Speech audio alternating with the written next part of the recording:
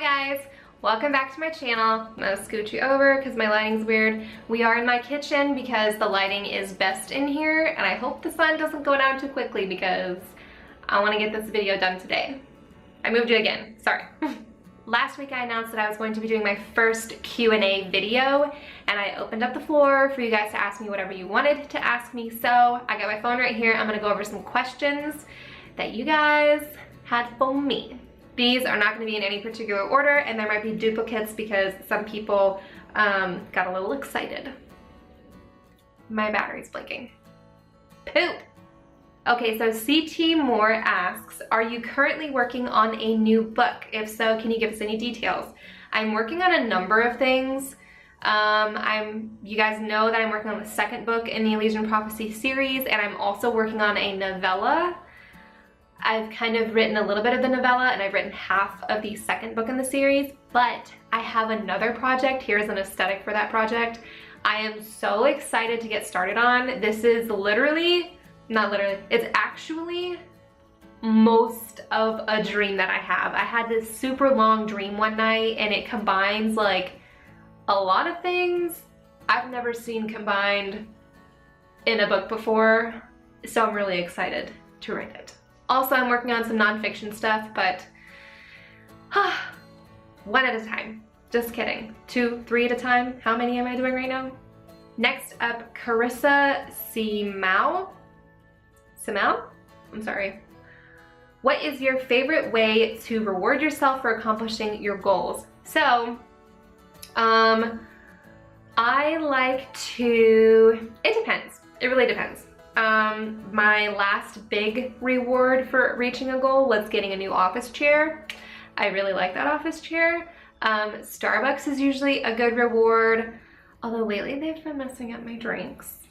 My biggest, I guess, theme that I like to do to reward myself is to go out somewhere. So go on a date with Steven, or like go to the movies, which is kind of also a date, or go out to breakfast because I really like going out for breakfast. Like, you don't have to clean up your mess, you don't have to cook, you just go and eat and pay and leave. It's awesome.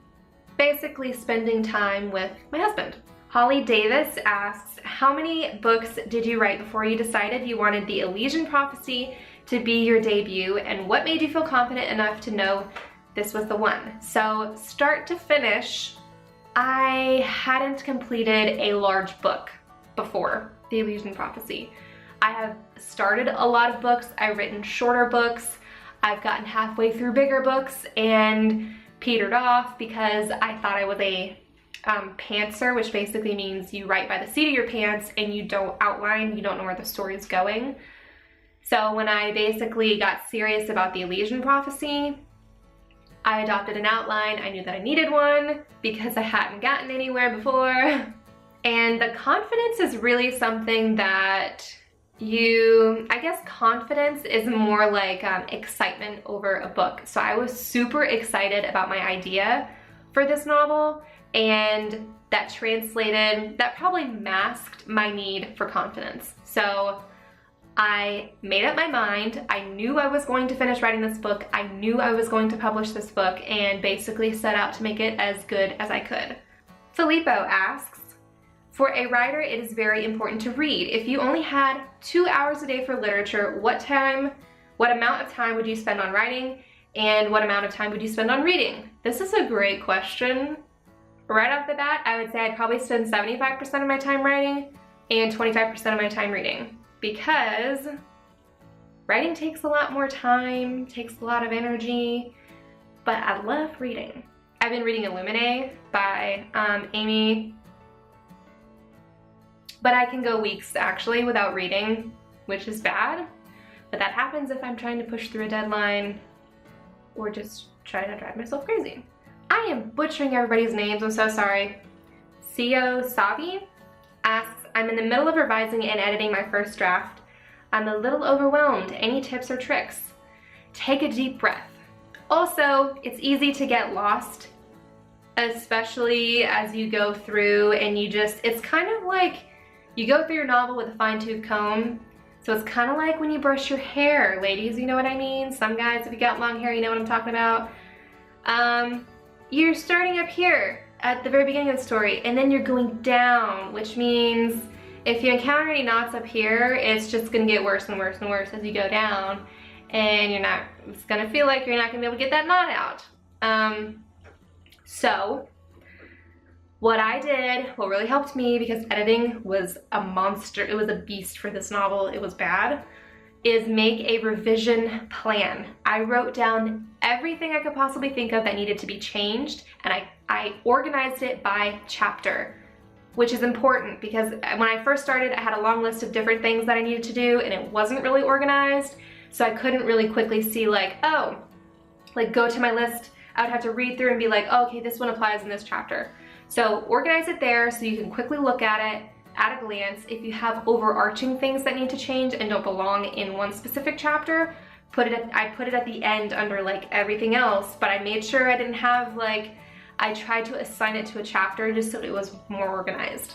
Also, I made different outlines. I updated my outline, so as I wrote, things changed. I updated that outline so I could see bird's eye view what was happening, and I could easily tell if I needed to move anything around, if I needed to move chapters, if I needed to rearrange. So I hope that helps you. Good luck editing. Happy editing. Okay, Nerd asks a question I already answered, but do you have any tips for authors who have too many ideas and still keep a schedule? So, like I said earlier, I have a lot of projects planned out.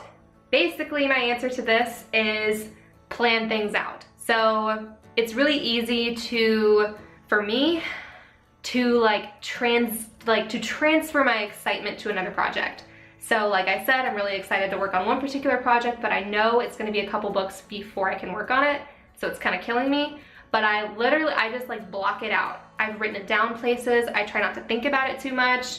If a little idea pops into my brain, I'll write it down again and then just leave it alone. I put it in the corner and I just let it be, because I know I have other things that I need to work on right now.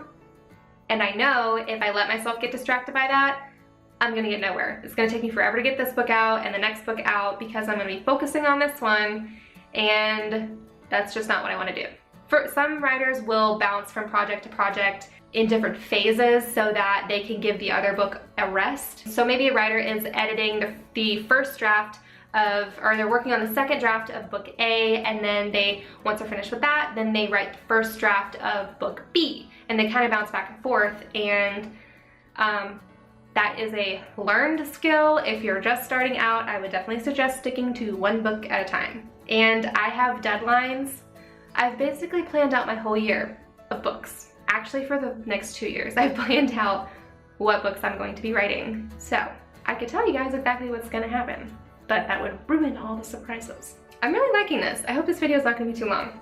Aloysius asks, when working on a first draft, do you ever revise anything as you're going, or do you hammer through to the end and then revise? So I do minimal revising if I am typing at a computer, and that is when I'm not trying to fast draft. If I'm trying to fast draft, there's no editing happening. There's no revision. There's basically nothing happening until I get through the first draft. If I notice something while I'm writing, like I add in something halfway through the book that I know I'm gonna have to like put something in at the beginning about, I will write it down and then just like leave it until I can keep going. I recommend trying to get your book out. You know you're already gonna have to edit stuff, so try not to panic if you think, oh gosh, there's something I need to change, I need to do this, I need to do X, Y, Z. Just get through your first draft, because you need to be able to see what you have basically. You need to see where it starts and where it ends, and you need to see all the stuff in the middle so you can properly edit. If you get halfway through and you start revising the beginning, you might get to the end and realize there's stuff at the end you need to kind of revise for the beginning. So it's best just to see one big view and then go through and revise after that. I hope that made sense. I don't know why I feel out of breath. Actually, I do, because I'm sick. Whew, get a little lightheaded. Okay. Ooh, ASP asks, what are your hobbies? Coffee or tea? Favorite dish? Why engineering when you are so good at writing? What are my hobbies? I like to read, duh. Actually writing is kind of a hobby for me right now because none of my coworkers know about it. I don't know why that makes it a hobby. I love watching movies and TV shows.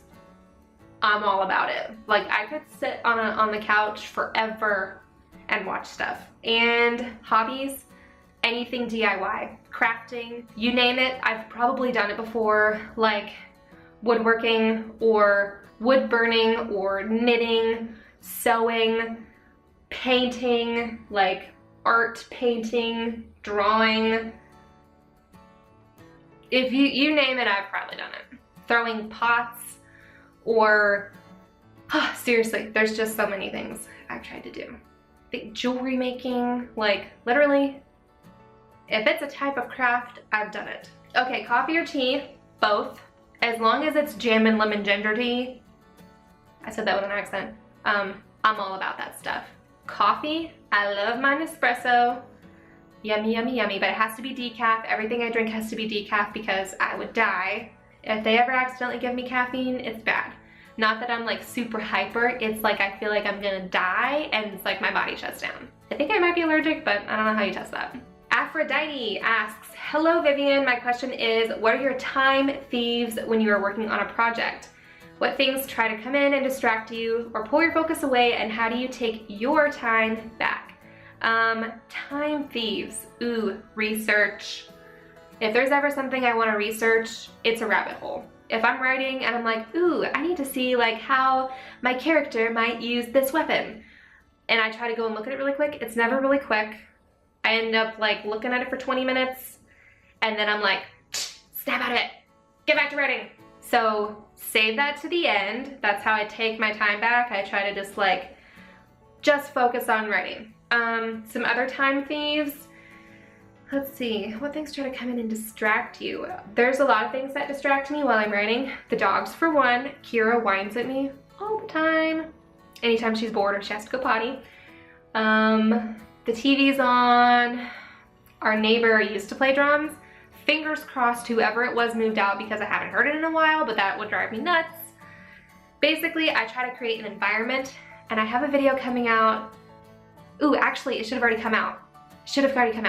This week about making a productive environment, so go check out that video. I basically tell you how to make a space where you can focus on your task. Diane asks, what were your biggest changes you made to your book after your first draft? The biggest change is I went from first person to third person, and it sucked. Like, that basically requires a rewrite of everything. You think like, oh, just change I to she or he, and no, you gotta rewrite the whole thing basically. Some other big changes, I basically reworked the whole beginning because it didn't really start at an exciting place. And then the ending, y'all, I rewrote the ending a lot. Like, I chopped everything up, I added some chapters, I took some chapters away. I've changed a lot in the book, I've added a lot in the book, but the beginning and the end, which are both really, really important, the whole book is really important, but I totally reworked those. And I combined two characters, two like big supporting characters. I combined them, which was kind of difficult, and in my brain, I haven't decided what to call them because I was calling them two separate characters for years, and then I've combined them, so there's one character name, and I keep like, I've had to just erase the other name from my memory. I've tried to erase it. Brendan asked, what was the process you went through in setting the price of your book? I always knew that I wanted to price the ebook at $2.99. I think $3.99 is also a good price point, but I kind of wanted the first book to be on the lower end because you want to attract more readers. I have a great platform on YouTube, but I also want to make it as easy as possible for people to be like, oh, $2.99, that's not that bad. Click buy. $1 is not that much of a difference, but for me, I always wanted to price it at $2.99, and if you go below that on Amazon, you lose your 70% royalty. So, at least at the timing of this video, filming of this video. So I knew $2.99 was the minimum that I could have 70% royalty. I basically wanted it to be at that minimum. As for the paperback, I'm probably gonna make a longer video about this, going into more detail, but I used CreateSpace for the paperback, and the same process would be true for Ingram Sparks or wherever you chose to get your book printed. You need to basically determine what trim size you want to have and do a layout. I kind of did a rough layout in the beginning to see how many pages you're going to have, and that determines how much it's going to cost for somebody to print your book. So once you have those details, I can link it down below. Amazon has their own like calculator, royalty calculator, where you can plug in those numbers and you can see exactly how much you're gonna make, and you wanna make sure you make a profit, but not too much of a profit because you don't want your book to be outrageously priced. I basically made it as low as I could to match my royalty for ebooks, but that's just the way I did it. Okay, this is kind of a similar question. If midway through your first draft you realize you have too many characters and will likely combine 2 into a hybrid, do you do it immediately or wait until the second draft? It depends on how hard it would be. I would have probably, if I had realized I was gonna combine 2 of my characters, I probably would have done it as soon as I realized I needed to do it, because it's less that you're gonna have to edit later. So for that, I would do it right then. He also asked me a few questions. If in the middle of writing a chapter or a section you realize you're gonna kill it later, do you keep writing it as an exercise and kill it later, or kill it immediately? I don't really write anything. Since I'm outlining, I don't really write a chapter. I don't realize halfway through a chapter that I'm gonna get rid of it. So basically, go back to your outline. If you're kind of worried, if you stop halfway through a chapter and you realize that it's not really going anywhere, then you've probably diverged from your outline, or you haven't really made a solid outline before you sat down to write. Okay, so last question, because this is getting a little long. CT Moore, how many rounds of edits, proofreads did you complete on your book before sending it to an editor? How long was that in time? Probably spent about 2 years working on the book before I sent it to a professional editor. 4 or 5. 4 or 5 solid rounds of edits / proofreads. I changed a lot. It might have been more than that, because I changed a lot. I've reworked a lot in the book. So 4 or 5 is basically the number of drafts that I had before I sent it to an editor. Since then, I've probably had like 4 more drafts. All right, I have to cut it short there. You guys, thank you so much for reaching out to me and asking me these questions. Actually, I can probably keep this a running thing. If you ever think of something you want to have in another video, or you want me to try to answer in a video, just use the hashtag AskVivien, and I guess whenever I have another Q&A video, I'll try my best to answer it. All right, I'm gonna go like take a nap or something. I'm so sleepy. It's 5:06. Oh man, I hate when I get that in frame, because that thing just sits there and flickers the whole time. I don't think this one flickers that much, but I'm sorry for the flickerage over here. All right, see you guys next week. Bye.